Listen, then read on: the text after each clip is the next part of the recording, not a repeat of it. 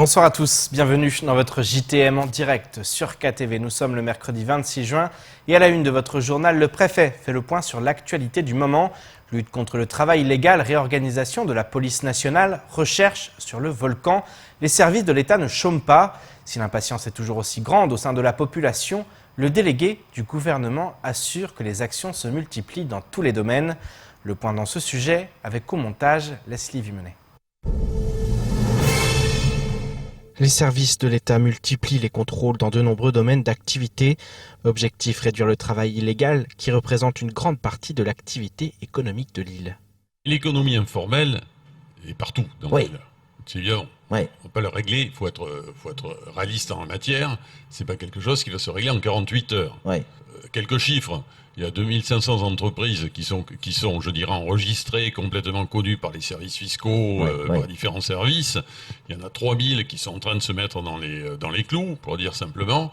Il y en a ensuite à peu près 6000 qui sont dans l'illégalité. Alors, il y a illégalité. Il faut bien distinguer ceux qui relèvent je dirais, de clandestins qui vendent à la sauvette, d'entreprises ou d'exploitations agricoles aussi.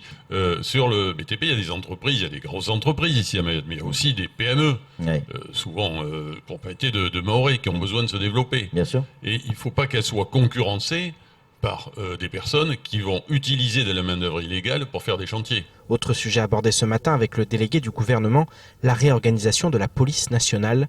Testé en Guyane, en Nouvelle-Calédonie et à Mayotte, le dispositif consiste à mutualiser les moyens entre les différents services de la police. Aujourd'hui, vous avez deux services, deux directions, disons pour simplifier, la PAF, police frontière, et la direction de la sécurité publique. Là, on va regrouper les deux avec il y aura un seul directeur. Dans l'immédiat, ça sera un préfigurateur qui est le directeur de la PAF. Et cela va permettre, je dirais, de rationaliser l'organisation et notamment le commandement.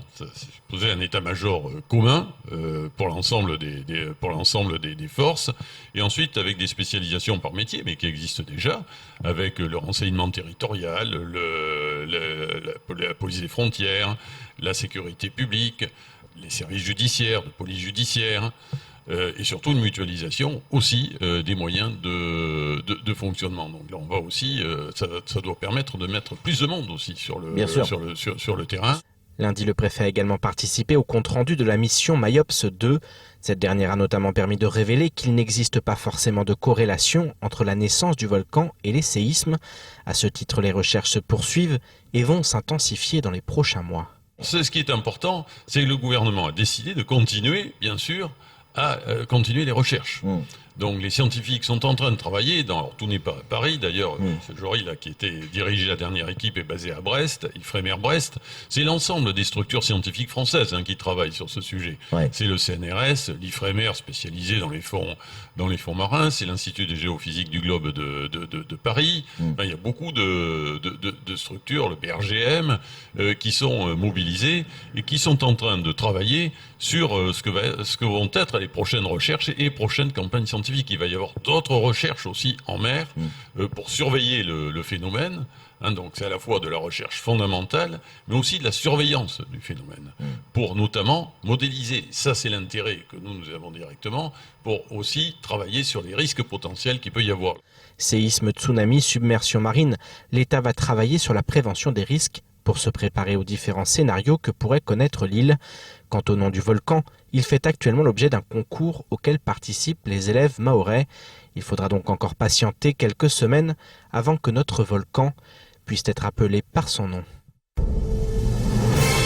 Les syndicats CFDT, CGT, CFE, CGC ont déposé un préavis de grève au CHM pour le 9 juillet prochain. Selon l'intersyndicale, il convient de mettre en place une vraie politique de recrutement et de fidélisation. Pour rappel, en septembre 2018, une délégation de la Commission des lois de l'Assemblée nationale s'était rendue au CHM afin de faire le point sur la situation. Une situation de crise permanente, selon les mots de la directrice Catherine Barbezieux. Les mois passent, mais les revendications restent les mêmes. Écoutons plutôt les représentants syndicaux lors de la matinale de Kwesi. Nos revendications, en fait, il y a pas mal de points à soulever au niveau des CHM. Donc, je cite les certains points, après on peut développer par la suite. Donc on a le surcharge de travail, le fonctionnement, les infrastructures, la gestion des ressources humaines. Donc ça, c'est des points essentiels à évoquer par rapport à cette surcharge de travail due à quoi? On parle des maternités notamment? Non, pas forcément. Pas forcément. Là, on parle de tous les services. Hein. Il faut comprendre que ces points reviennent souvent dans l'actualité à chaque fois. Et souvent, on nous pose la question, mais pas tous les ans, mais à chaque fois, c'est les mêmes points. Il faut savoir que il y a des choses qui n'ont pas beaucoup avancé depuis. Et des fois, c'est la politique mise en place qui font que les choses aussi n'avancent pas. Donc, à un moment donné, nous, on estime qu'il faut se mettre à table et discuter fermement sur ces points-là et sortir une bonne fois pour toutes pour que l'hôpital aille mieux. Être parent, c'est une aventure, un voyage riche, un bouleversement qui peut s'avérer ardu. Tantôt inquiets, parfois démunis, nombreux sont les parents qui s'interrogent sur les multiples thématiques relatives à la petite enfance. S'exprimer à ce propos, échanger entre adultes, c'est ce que propose l'association Caribou Wadjemadza. Ses adhérents organisent ce samedi 29 juin une nouvelle édition de leur événement phare, le Café Parents. Quels sont les thèmes abordés lors de ces rencontres? Quelles autres actions l'association mène-t-elle? Un sujet signé Marion Tellier. La première réunion d'installation du comité de pilotage pour la préfiguration d'une agence régionale de la biodiversité de Mayotte a eu lieu ce matin dans l'hémicycle Younoussa Bamana. Le but, s'appuyer sur la loi promulguée le 8 août 2016 pour la reconquête de la biodiversité, de la nature et des paysages, qui donne la possibilité pour les départements de France de créer des agences régionales de la biodiversité. Nous nous saisissons de la loi sur la création de l'AFB de 2017 pour créer l'agence, en tout cas pour la préfiguration de l'agence régionale de la biodiversité à Mayotte. L'objectif étant réellement de travailler tous ensemble à ce qu'on ait des résultats tangibles pour stopper cette érosion de la biodiversité ici à Mayotte, mais également surtout pour réconcilier le Maoré avec la nature. Car malheureusement, l'île aux lagons souffre de plusieurs types de pollution, un moyen d'attaquer les problèmes à leur source. Cette préfiguration va permettre d'associer tous les acteurs de l'environnement et de la conservation de la biodiversité. Nous ne sommes pas en train de définir des actions concrètes. Il s'agit déjà de se dire que nous allons travailler en partenariat, voir ce qui existe localement, ce qui bloque, pourquoi ça bloque et comment est-ce qu'on peut travailler ensemble pour avoir du résultat ici au niveau de la préservation de la biodiversité. Donc c'est vraiment en termes déjà de gouvernance. Comment est-ce que nous devons nous organiser pour mieux collaborer ensemble? Une collaboration qui va permettre de faire avancer la problématique de la pollution à Mayotte. Cette réunion d'installation est la première d'une série sur une période de 3 ans. La colère des parents d'élèves de M'Tsangamouji, des opérations de destruction d'habitats informels ou encore le secours populaire de l'Orne à Mayotte. Voilà ce qu'il faut retenir du reste de l'actualité locale. Place aux brèves de ce mercredi 26 juin. Le 18 juin dernier, un élève du collège de M'Tsangamouji a été agressé à l'arme tranchante. Il a dû être hospitalisé d'urgence en soins intensifs. L'association des parents d'élèves de l'établissement vient d'écrire à Jean-Michel Blanquer, le ministre de l'Éducation nationale, ainsi qu'au vice-rectorat. Elle exige une inspection immédiate et demande aux membres adhérents de ne pas inscrire leurs enfants pour la rentrée 2019-2020 pour leur éviter, je cite, qu'ils se fassent tuer. Les mots font sans doute référence au drame survenu suite à des rixes au sein ou aux abords des établissements scolaires qui avaient fait une victime en février 2016. Un adolescent était décédé de ses blessures après avoir été violemment battu par d'autres jeunes. En 2012, un collégien de 17 ans avait été poignardé à mort. Les parents d'élèves exigent désormais des garanties de la part des autorités quant à la sécurité à mettre en place tout au long de l'année. Reste à savoir si cette lettre va faire réagir le ministre afin de trouver des solutions rapides et pérennes pour sécuriser les lieux. Lundi matin, une opération de démolition de zones d'habitat informel a eu lieu à Iloni. L'opération a été menée dans le cadre de la loi Elan. Pour rappel, ce texte donne au préfet de Mayotte la possibilité d'engager des procédures administratives dans le but d'obtenir, selon certaines modalités, la démolition d'habitats informels. Les services de l'État et les forces de l'ordre ont ainsi procédé à la démolition de 9 habitats précaires construits illégalement dans la mangrove.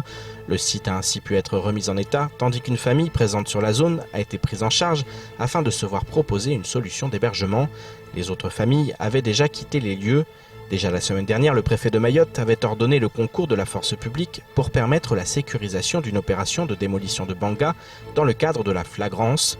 Cette opération avait eu lieu à Mtsamoudou à la demande d'un particulier, relayé par le maire de la commune de Bandrélé.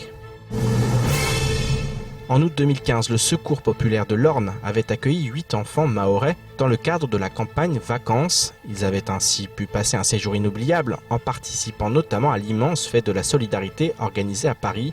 Touché par les conditions de vie de ces jeunes mahorais, le Secours populaire de l'Orne avait décidé de mettre en place une action, un village enfant copain du monde, via un séjour d'itinérance sur l'île au Lagon. Les villages copains du monde sont organisés chaque année en France. Ils poursuivent l'objectif de faire reculer toute forme d'intolérance et d'exclusion en France et dans le monde. Ce séjour prévu en août 2019 concernera entre 12 et 15 enfants âgés de 8 à 11 ans. Il aura pour but de faire découvrir aux jeunes mahorais leur propre île. Néanmoins, il manque encore 15 000 € pour que le projet aboutisse. Le Secours populaire a donc lancé un appel aux dons et multiplie les vides-greniers afin de récolter la somme manquante. Comme vous l'aurez compris, nous avons vu précédemment le sujet sur la mise en place de l'agence de biodiversité à Mayotte. Place donc au sujet sur l'association Caribou Wadjemaza. Comme évoqué précédemment, ses adhérents organisent ce samedi 29 juin un café par an. Quels sont les thèmes abordés lors de cet événement? Quelles autres actions l'association mène-t-elle? Un reportage signé Marion Tellier. Un temps d'échange convivial autour d'un thé ou d'un café pour donner la parole aux parents ou futurs parents qui le souhaitent, leur permettre d'exprimer leurs interrogations, leurs inquiétudes ou tout simplement de partager leurs expériences autour de la petite enfance. Pleurs, sommeil, allaitement, nutrition, autant de thématiques sur lesquelles les intéressés pourront samedi prochain se pencher à l'occasion du café par an. Le rendez-vous prendra place ce samedi 29 juin à 9 h à la bibliothèque de Cavani. Un événement initié par l'association Caribou Wadjemaza, créé en 2018 par des parents et des professionnels du secteur. On était à peu près une petite dizaine de personnes à se retrouver en faisant le constat qu'il y avait quand même peu de choses encore aujourd'hui à Mayotte autour de ces questions de parentalité et de petite enfance, avec des problématiques d'isolement. Voilà, on peut parfois se sentir un peu seul face à ces difficultés ou ces interrogations. Pour ce projet, l'association travaille en étroite collaboration avec la direction du livre et de la lecture publique. La bibliothèque de Cavani continue par cette action d'affirmer sa volonté de travailler en partenariat avec le tissu associatif de Mamoudzou, mais aussi d'autres communes. Dans la vie associative, il y a deux volets. Un volet proximité, ça se limite à Cavani, au quartier de Cavani et sa proximité jusqu'à Doujani. Et il y a aussi un volet développement des publics. Là, on travaille avec les associations, même plus éloignées de Mamoudzou. Donc, c'est dans l'idée de ramener en fait le public qui n'a pas l'habitude de venir à la bibliothèque ici. L'association, qui comprend aujourd'hui une trentaine de bénévoles, continue de développer des actions autour de la parentalité, mais pas seulement. Elle a récemment mis en place un projet, celui d'une bibliothèque de rue. On propose d'aller au-devant des enfants dans un quartier, le quartier de Mngambani, où on amène des livres et on s'installe et on leur propose de découvrir cet outil-là d'une manière un petit peu désacralisée, parfois un peu moins difficile que dans un cadre scolaire. Donc c'est vraiment le livre comme un outil ludique, voilà, sans forcément savoir lire, sans forcément qu'il y ait des contraintes. Voilà, on vient, on s'installe et on leur lit les histoires, on leur montre ce que c'est le livre, donc ils peuvent toucher, ils peuvent voilà, se retrouver en confiance avec cet outil-là. Caribou Wadjemaza continue d'œuvrer en faveur de la jeunesse. Les membres de l'association ont un nouvel objectif, la création d'un lieu d'accueil enfants-parents à Mamoudzou. Un lieu qui permettrait aux parents de venir avec leurs enfants, les faire jouer, réaliser des activités tout en échangeant entre adultes. C'est la fin de votre journal. Merci de nous avoir suivis. Pour ma part, je vous donne rendez-vous demain dès 19 h pour une nouvelle page d'actualité locale. Excellente soirée sur Kwezi.